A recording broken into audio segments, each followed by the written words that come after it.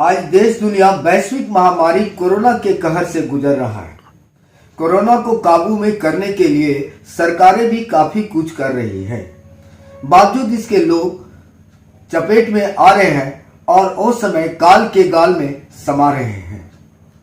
Corona की जंग जीतने के लिए सरकार के स्तर से जो प्रयास किए जा रहे हैं, उसके साथ साथ समाज के सहयोग की भी जरूरत की महत्ता काफी बढ़ गई है। कोरोना को रोकने के लिए हमारा और हमारे समाज के लोगों का भी एक बड़ा दायित्व बनता है। आइए शहर की जानी मानी शख्सियत, शिक्षाविद, सामाजिक कार्यकर्ता, सांस्कृतिक कर्मी, कृष्णा कलायन कला केंद्र की निदेशक और भाजपा प्रदेश प्रवक्ता सांस्कृतिक प्रकोष्ठ की श्वेता सुमन से जानते हैं कि इन दिनों कोरोना को रोकने के लिए हम लोगों का क्या रोल होना चाहिए और हमारे समाज का क्या रोल होना चाहिए। मैडम जी, सबसे पहले तो जी मैडम, आज देश व राज्य में कोरोना काफी तेजी से बढ़ रहा है। इसके कोहराम से लोग परेशान हैं। तो ऐसे में हम अपने आप को, अपने परिवार को और अपने समाज को किस तरह से बचाने का प्रयास कर सकते हैं? सबसे पहले तो प्रिय प्रभात ने बहुत ही अच्छा मुद्दा उठाया जी। और सबसे पहले इस मंच से मैं तमाम दर्शकों को नववर्ष की शुभकामना दे दूं, क्योंकि पहली बार आपके मंच से मैं सबसे रूबरू हो रही हूँ। जी जी। आपने एक बहुत ही अच्छे मुद्दे को उठाया है। आज ये ज्वलंत मुद्दा है। आपने कहा कैसे बचाने का प्रयास। तो सबसे पहले आज जो 2 साल से जब कोरोना आया, तब से बहुत ही अच्छे से सशक्त गाइडलाइंस हमारे सरकार की ओर से आई और एक एक व्यक्ति के लिए ये समझने की जरूरत है कि हम उन गाइडलाइंस का पालन करें। मास्क लगाना, सैनिटाइजर का इस्तेमाल करना, इम्यूनिटी को दुरुस्त रखना, पोषण तत्व वाले भोजन करना, योग, प्राणायाम और सकारात्मक कार्यों से अपने आप को जोड़े रखना। और ये बहुत ही जरूरी है कि हम इन बातों का पालन करें। और सबसे प्रथम कि जो लोग वैक्सीनेशन क्राइटेरिया में आ चुके हैं, वो अपना वैक्सीनेशन अवश्य कराएं, क्योंकि बहुत सी भ्रांतियां हैं कि साइड इफेक्ट है और हमें ये हो जाएगा, हमें वो हो जाएगा। लेकिन हमारे यहाँ बहुत अच्छे अच्छे चिकित्सक हैं जो आपको प्रॉपर गाइडलाइन देंगे। अगर आपको कोई समस्या है तो उसे घर बैठकर उस पर एक्सपेरिमेंट करने के बजाय आप अमुक चिकित्सक से मिलें और इस पर रोकथाम के लिए जो भी उचित कदम होने हैं वो आपको उठाना पड़ेगा। जी मैडम, पिछली बार ये देखा गया कि जब कोहरा मच गया, कोरोना से चारों तरफ कोहराम मच गया, तब कुछ लोग, सामाजिक संस्था, सामाजिक संगठन के लोग सामने आए। वो ऑक्सीजन, फ्री में ऑक्सीजन देना, सैनिटाइजिंग कराना, मास्क वितरण करना, लोगों को सड़क पर जो है हाथ धुलवाने के लिए जो है बाल्टी को लगवा देना आदि, ऐसे बहुत सारे काम लोगों ने किया। तो आपको क्या लगता है कि अगर ये पहले से लोगों को जागरूक किया जाता तो शायद क्षति कम होती? तो आज इन दिनों क्या लगता है, क्या करना चाहिए? आपके नजरिए से क्या होना चाहिए? सबसे पहले तो मैं उन तमाम संगठनों को एक बार फिर धन्यवाद दूंगी जिन्होंने पहल की और सभी लोग एकजुट होकर समाज में लोगों की मदद के लिए आए। इसके लिए हम मानते हैं कि हम सब सौभाग्यशाली हैं कि हमारे आसपास इतने जागरूक लोग हैं जो सिर्फ अपनी चिंता नहीं किए, सबों को के लिए चिंता किए और अपने से जुड़े लोगों का, समाज के निचले तबकों का जो परिपूर्ण रूप से सक्षम नहीं है, उनको बहुत अच्छे से मदद, राहत सामग्री पहुंचाई। तो जहां तक बात है कि सक्रियता की, तो लोग अपने अपने स्तर से आज भी सक्रिय हैं, लेकिन हेलमेट पहनना हमें जरूरी है। ये गाइडलाइन हमें पता होना चाहिए। लेकिन आज भी आपको हेलमेट लोग ड्राइव करते समय नहीं पहने हुए मिलेंगे और चालान कट जाता है। सीट बेल्ट नहीं लगाते हैं और आपका जो ट्रिपल लोडिंग नहीं करना है तो उसमें गाड़ियां चलती हैं, ओवरलोडिंग गाड़ियां चलती हैं, तो कहीं ना कहीं हम अपने सिविक सेंस से भटक गए हैं जी। ये हमारे भी दायित्व है कि जो गाइडलाइंस हमारे लिए बनाए जाते हैं उस पर हम काम करें, अमल करें, अगर हम चाहते हैं इस विस्फोट को रोकना। क्योंकि हर चीज का दायित्व दूसरों का नहीं है, अपने लिए हम जिम्मेवार हैं। हमें कैसे अपने लिए अपने को सुरक्षित रखना है, अपने परिवार को सुरक्षित रखना है, इसका पूरा जिम्मा हमारा है। अगर एक एक व्यक्ति, जैसे आप देखेंगे, मैं देखती हूँ आज भी गुटखा पान खा के लोग थूक ही रहे हैं, और जो आपको खुले में लोग यूरिनल का प्रयोग करते हैं, तो ये सब चीजें रोकनी होंगी।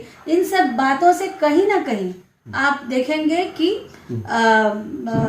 बहुत पर्यावरण दूषित हो रहा है, और ये पूरा प्रदूषण जो है लौट कर वायरस के रूप में हमारे पास आ रहा है। तो ये हमें आप है ना जो कहीं ना कहीं इसको फैला रहे हैं। तो क्या हमारा दायित्व नहीं है कि अब जो हमने गलतियां की उसको हम रिपीट ना करें, और इन चीजों पर हम कमान करें, और कम से कम मास्क लगाकर सोशल डिस्टेंसिंग, अब आज के डेट में अगर संभव हो तो आयोजन प्रयोजन किसे अच्छा नहीं लगता, लेकिन आज मजबूरी है कि हमें इन बातों पर पाबंदियां रखनी होगी। हमें कम से कम बेजरूरत संपर्क में नहीं आना होगा, और जो भी घर का व्यक्ति, क्योंकि आप घर में बैठ के तो, क्योंकि इससे शिक्षा, स्वास्थ्य और बहुत सी बातें चरमराएंगी। हर एक व्यक्ति सामाजिक भी है, उसे ये जिम्मेदारी लेनी होगी कि आज शैक्षणिक संस्थाएं किस अवस्था में पहुंच गई, आज बच्चों की पढ़ाई लिखाई का क्या हाल है।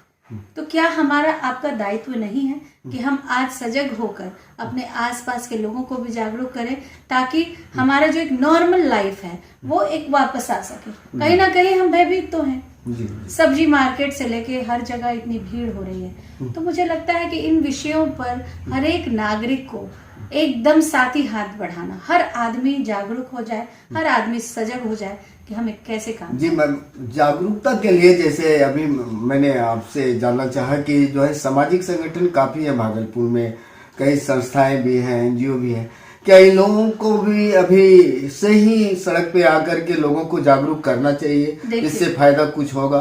देखिए, सभी सामाजिक संगठन बहुत परिपक्व लोग चला रहे हैं, और मुझे लगता है कि कहीं ना कहीं सबके भीतर में कुछ प्लानिंग चल रही होगी। जैसे कल हम लोगों ने मास्क और कंबल बांटा, एक अभियान था दैनिक अखबार का, उसके साथ मिलकर मास्क और कंबल वितरण किया।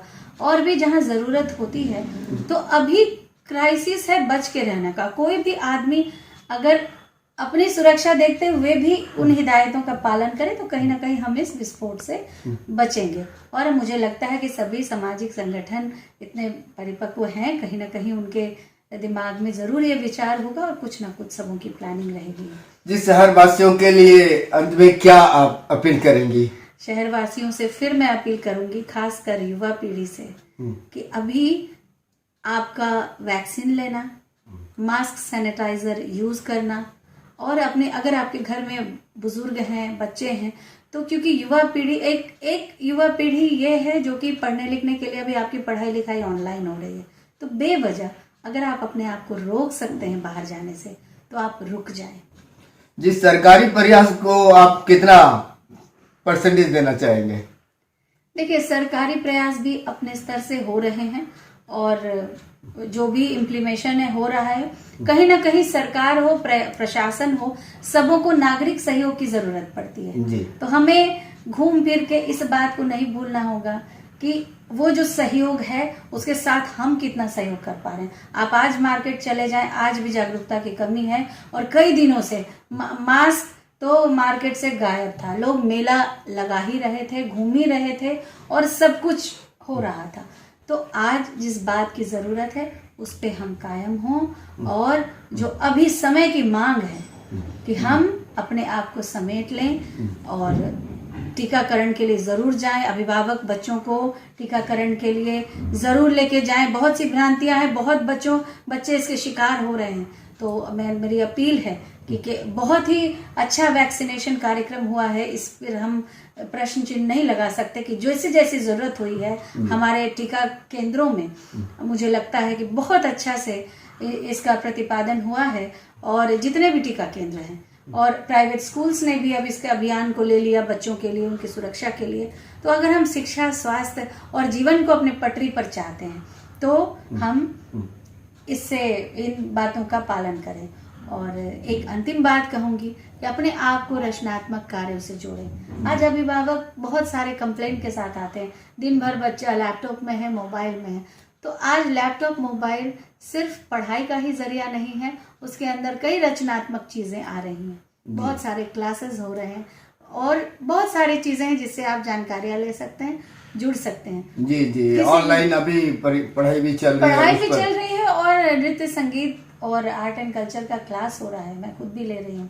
तो बहुत अच्छा है कि अगर जिससे भी जुड़े, एक रचनात्मक कार्यों से जुड़े, ताकि आपकी बौद्धिक क्षमता का विकास हो। आप जो एक घर में रहते रहते जो एक बोरियत होती है, जो एक मोनोटोनस सिस्टम आता है, तो उस मोनोटोनस सिस्टम से निकलने के लिए आप किसी न किसी विधा से जुड़ के देखिए और देखिए कि क्या चेंज आता है आपकी लाइफ में। बहुत बहुत धन्यवाद श्वेता जी, आपको प्रिय प्रभात से बात करने के लिए। Thank you. प्रिय प्रभात देखने के लिए आप तमाम दर्शकों का धन्यवाद।